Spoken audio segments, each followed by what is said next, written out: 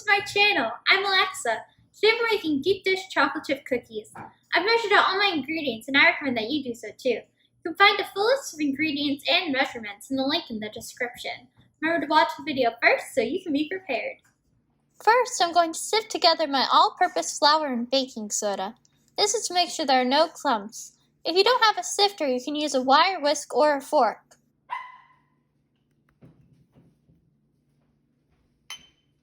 When you're sifting, you can push the ingredients through using a rubber spatula or a spoon, or you can tap the sides of it with your hands.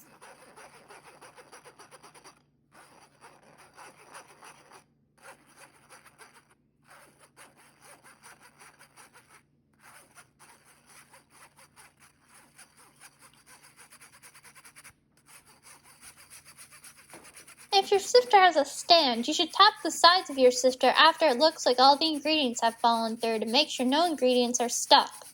Today I'm not using a sifter with a stand, so I don't have to do this step. Next, I'm going to cream my butter in the bowl of my stand mixer. Creaming your butter means putting it in your mixer and letting it mix by itself so it loosens. This will allow it to combine better with the rest of your ingredients. Some recipes tell you to cream your butter with your sugars, but I find it combines better when you cream the butter by itself first.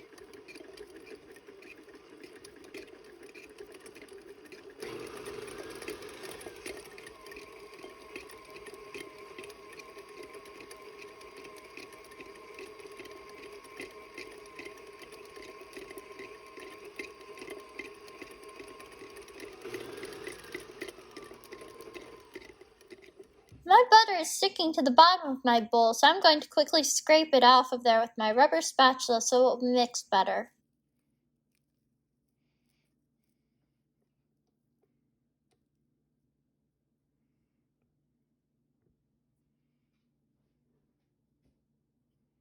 Next, I'm going to add in my brown sugar.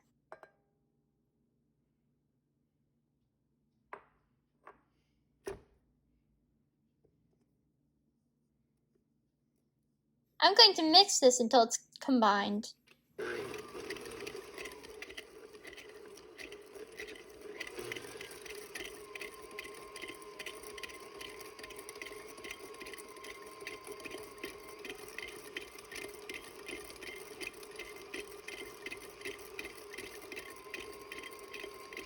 Some of my butter is climbing the sides of my bowl again, so I'm going to quickly scrape it down.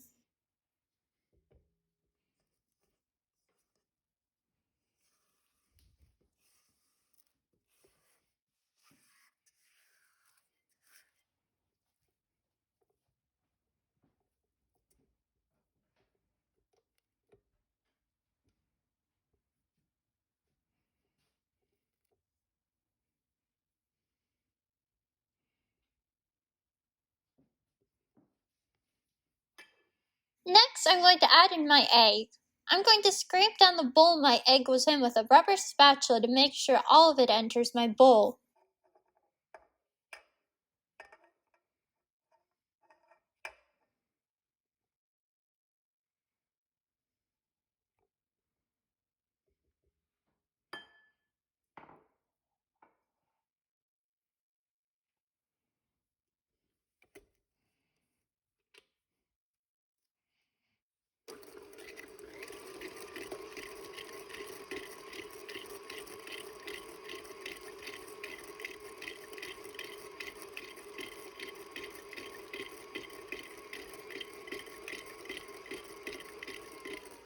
My egg looks nicely mixed in, but I'm going to scrape my bowl down again to make sure.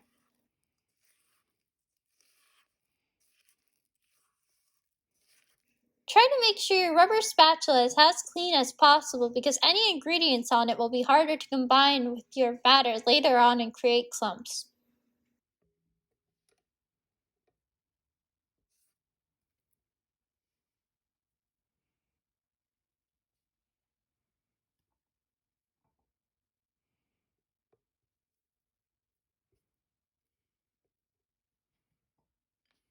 Now, I'm going to add in my sifted dry ingredients from earlier.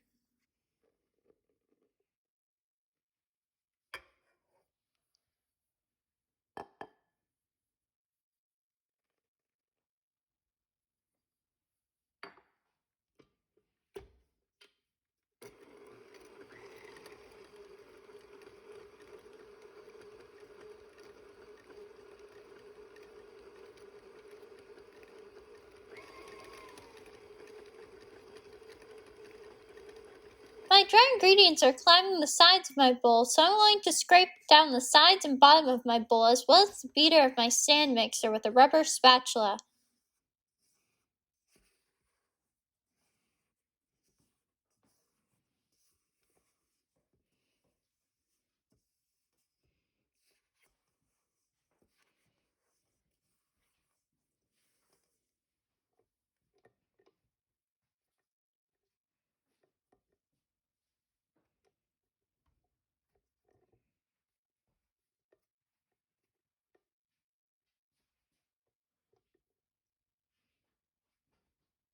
I'm going to mix it a little longer.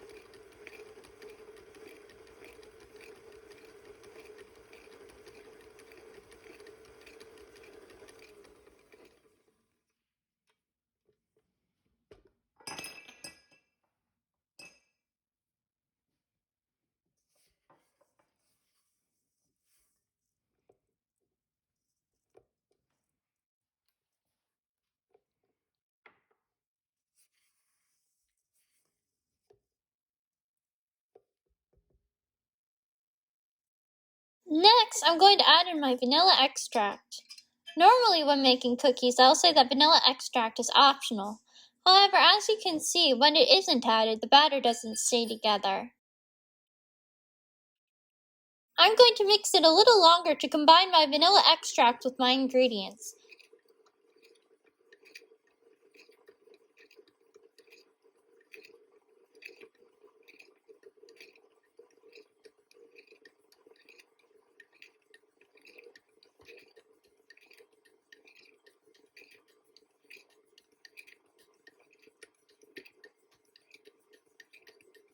At this point, you should see the batter coming together as a homogeneous mixture. It should no longer be crumbly. My batter looks great, so I'm going to add in my chocolate chips. If you want to use walnuts, you should add them in at this step too. I'm going to mix until they're evenly mixed into my batter.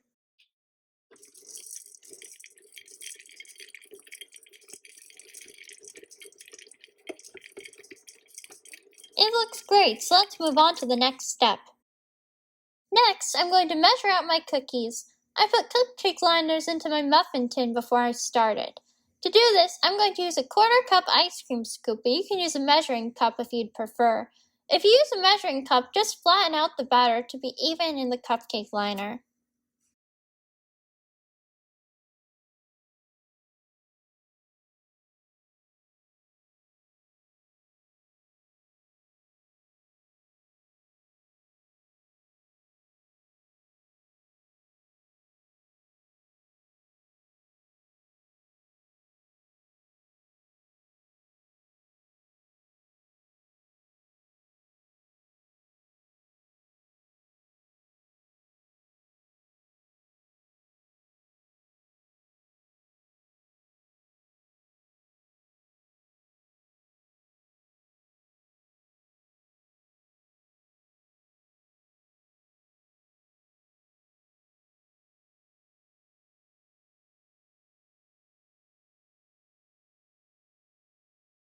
Next, I'm going to put my cookies into the oven. My oven's preheated to 350 degrees Fahrenheit. My cookies took 23 minutes to bake. I'd recommend setting a timer for 15 minutes and then setting more timers for a few more minutes after if they aren't done yet. When they're done, they should be golden brown on the top. Put them onto a cooling rack so they can cool. Next, I'm going to prepare my cookie ice cream sundae. To start, I'm going to scoop some ice cream onto the top. Then, I'm going to put caramel sauce and chocolate sauce on it.